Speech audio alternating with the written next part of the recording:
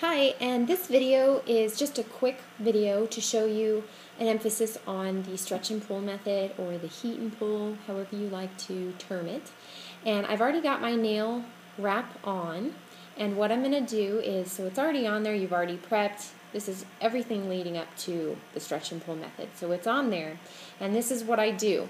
So I'm going to heat it up just a little bit, and what I'm going to do is take this edge.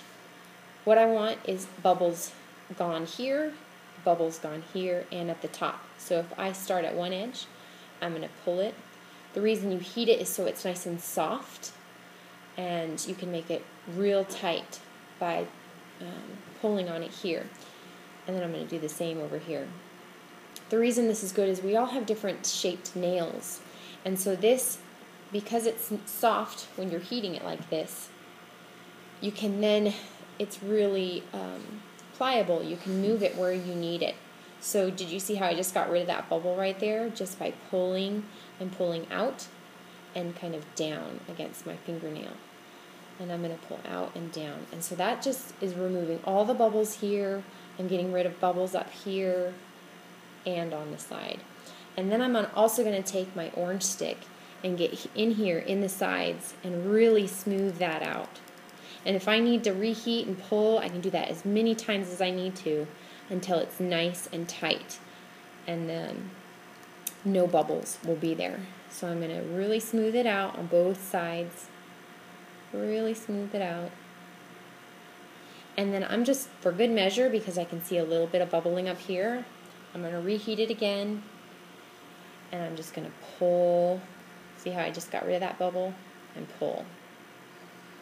And then the next tip I have is that after you've pulled it and it's where you want it, cool it. I've got a little iced teether here, and I'm going to cool it before I cut or file, just because I don't want it to be really gooey while I'm filing and risk getting bubbles in that tip. So it's all cooled off. I can go ahead and trim it down.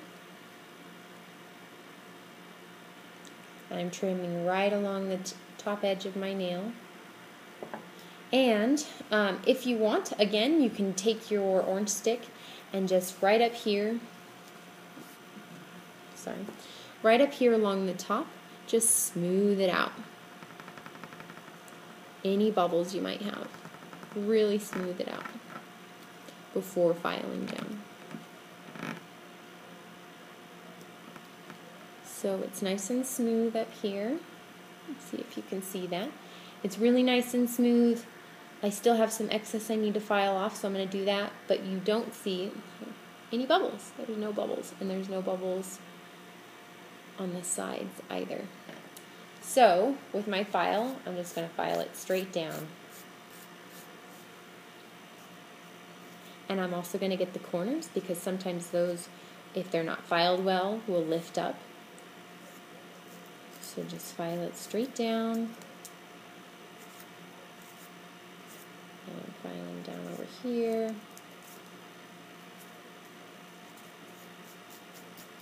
And then one final tip, actually I'm going to get in here.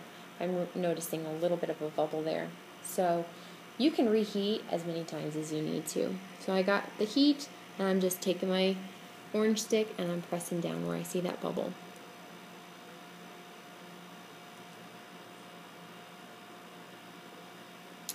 Okay, so now I'm going to take my glass nail file, or any soft nail file that's not as coarse as your regular nail file, and I'm going to take it at a 45-degree angle. And what this is going to do is it's going to take off just a little bit of your wrap right here. You don't want it flush with your fingernail, because by doing that, if you are rubbing or picking, it will come up because it's right flush with your nail.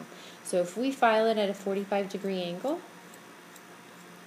it's going to take off that layer, and it's not going to be flush with your fingernail.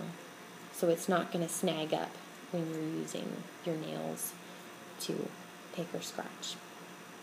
So you just do it until you see that it looks good, it feels good. And there it is. I don't have any bubbles. I don't have any bubbles along the top here. And yeah, no bubbles.